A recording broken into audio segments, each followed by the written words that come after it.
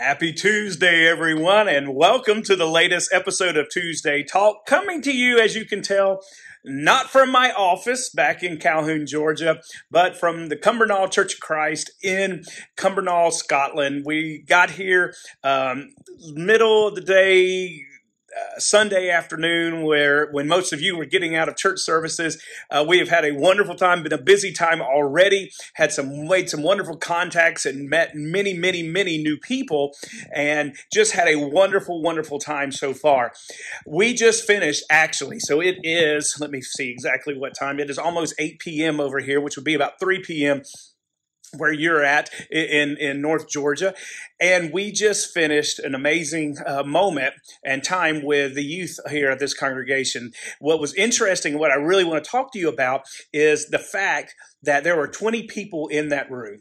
Okay. And you had 5 of us adults that were in there. And out of the kids, there was only three who were members of the church here.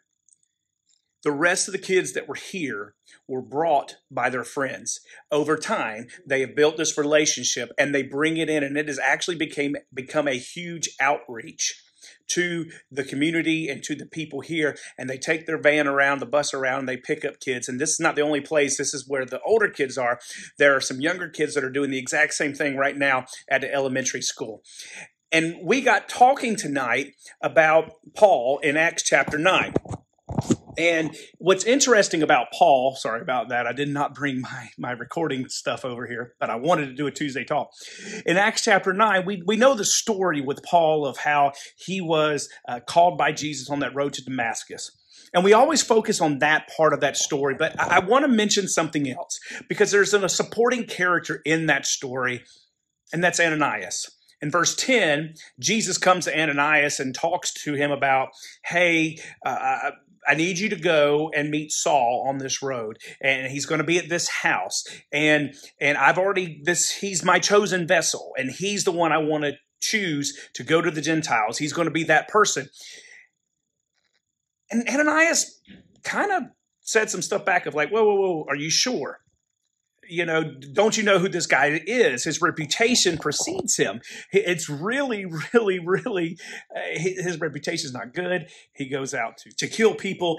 And God said, yes, I know. This is the one I want and I need. And you got to ask the question, what if Ananias did not go? What if Ananias was saying, no, God, I'm just not going to do it? Now, of course, God could have used somebody else. But I think what's interesting in this story, Saul does amazing things.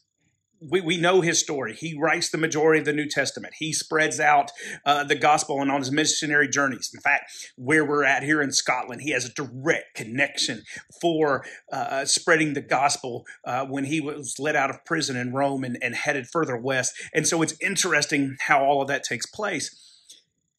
But what if Ananias didn't go? And what if he said, no, God, I'm choosing not to do this? I guess we'll never know, because he did go. And as something that is somebody who plays a little part has a huge effect on Christianity. And I think that's what I got here. There are so many people that are here, the young people that were here tonight, as part of this youth club, that guess what? Somebody else influenced them. They're not members here. They didn't grow up here. Their parents are not here at this church. But somebody influenced them, and now they come. I can't wait to get back. I'm going to share some singing that they did in here, and it's amazing, and it's beautiful. But to see their hearts and to see their willingness and their want to be here, we would consider Ananias a secondary character. Not a main character. Paul would be that. But because of his influence and his choosing to go and work for God, he changed the face of Christianity. He influenced more Christians than anybody else probably did in this world because of his actions of reaching out to Paul. Now, I want to encourage you today. Who could you be that person for? Who can you help reach for Christ? Maybe it's just literally inviting them to come to church. Maybe it is just you and your actions of interacting with them with people who may not ever know who Jesus is unless it's you. Don't think that you don't have a part to play in God's kingdom. Nobody is a sharecropper in God's kingdom. We all have a part to play. It does not matter if you're a preacher or if you're a teacher, if you're a song leader, if you're an elder, deacon, or whatever. Everyone has a part to play in the body of Christ. Who can you influence today for him? Coming to you live from Scotland. I cannot wait to get back home and talk to you next week. But thank you for tuning in today. I hope your week goes fabulous, and we will see you next week on Tuesday Talks.